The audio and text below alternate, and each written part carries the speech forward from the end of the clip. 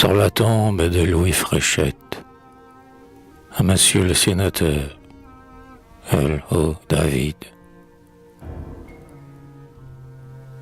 C'est tout tremblant d'émoi que j'approche à cette heure de la pierre où tu dors couché sous les cyprès, car je crains de troubler le repos et la paix du vieux poète aimé que tout Canadien pleure.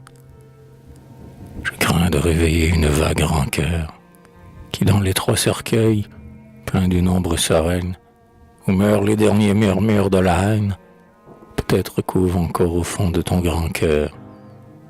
Mais que dis-je? J'entends une lèvre sincère soupirer. Oublions qu'en servant l'idéal, nous sommes meurtris dans un conflit brutal. Oublions tous les torts. Serrons-nous la main, frère. Merci, maître. Merci. Ton pardon m'est bien doux. Il me semble un écho du ciel sorti de terre. Et désormais, parmi les croix du cimetière, je m'en viendrai souvent te parler à genoux. Permets que, dès ce soir, penché sur toi, j'évoque les jours où nous marchions dans le même chemin, l'œil perdu dans les cieux et ma main dans ta main. Tu n'as pas, j'en suis sûr, oublié cette époque. Tu n'as pas oublié que c'est toi qui m'as pris à promener mon doigt indécis sur la lyre, qui me guida vers l'onde où le barde s'inspire, d'où ta muse tira tant de perles sans prix. Tu célébrais alors l'inlassable vaillance des défricheurs soldats qui peuplèrent nos bords, et par moments l'écho de ces nobles accords allait toucher le cœur endormi de la France. Tu vantais les beautés vierges de ton pays, tu disais tes amours avec une ardeur chaste, et, ravi, j'acclamais, disciple enthousiaste, tout ce que modulait le chantre de Lévi. Et quand je hasardais, discret, dans la retraite, quelques notes louant les vertus de nos preux, de loin tu saluais d'un bravo chaleureux l'apprenti qui rêvait les lauriers du poète. Mais, un jour, laisse encore l'ancien ami loyal te rappeler l'aigreur de nos vaines querelles. Le destin désunit nos barques fraternelles qui la veille sciaient sur un lac de cristal. L'orage avait soudain bouleversé cette onde, paisible et transparente, où se mirent les cieux, et ta voile bientôt disparut à mes yeux. J'errais seul, ballotté par la houle qui gronde. Mais, comme le bouvreuil, par la bise emporté, nargue d'un cri joyeux les vagues en démence. Fièrement tu chantas de rechef pour la France, pour la sainte patrie et la pure beauté. Et du lointain le vent sur son aile sonore m'apportait des lambeaux de tes nouveaux refrains, et l'oreille tendue à ces échos sereins, souvent je fus tenté de t'applaudir encore.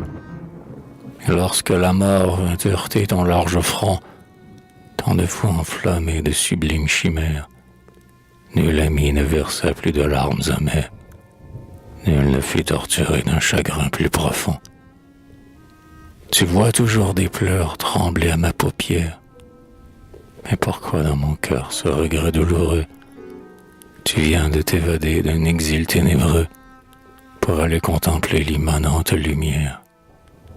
Déjà tu joins ta lyre à celle des élus, à l'abri des soupçons, des haines, des défaites, dans un monde toujours paisible où les poètes, saints des mêmes lauriers, ne se jalousent plus. Comme toi, je voudrais ouvrir enfin mon aile, je voudrais m'élancer vers l'infini des cieux. Mais quand donc tomberont en poussière les nœuds qui retiennent mon âme en sa prison charnelle? Quand pourrais-je gravir les radieux sommets que le feu de l'amour immuable illumine? Je suis vieux, et déjà mon front blanchi s'incline vers la terre, où tout choit et s'endort pour jamais. Je quitterai bientôt la sombre et morne sphère, où le sort si longtemps tous deux nous exila, Et quand je franchirai le seuil de l'au-delà, tu viendras au-devant de moi, n'est-ce pas, frère? Nous retrouverons là tous nos amis anciens. Oubliant nos longs jours de lutte et d'épreuve, nous nous promènerons au bord d'immenses fleuves, réfléchissant l'azur des cieux laurentiens. Sous le dais parfumé de forêts insondables, dont nos soleils de juin font resplendir le front, nous entendrons des chants qui nous rappelleront les trémolos des nids à travers nos érables.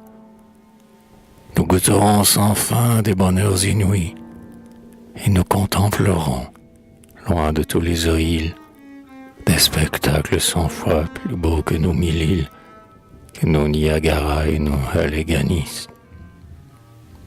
Tu poliras encore des vers, et dans les rimes, tu mettras la fraîcheur du terroir des aïeux, et tes stances auront le souffle harmonieux qui court sur nos grands lacs et sur nos grandes cimes. Tes divins devanciers, tes maîtres, tes rivaux, te salueront souvent d'ineffables aubades, et mes travaux d'hier, si pâles et si fades, reflèteront le pur éclat de leurs travaux. Nos livres deviendront des œuvres idéales, et peut-être, le long de quelques frais sentiers, verrons-nous quelquefois Lamartine et Gautier penchés sur ta légende et tes fleurs boréales.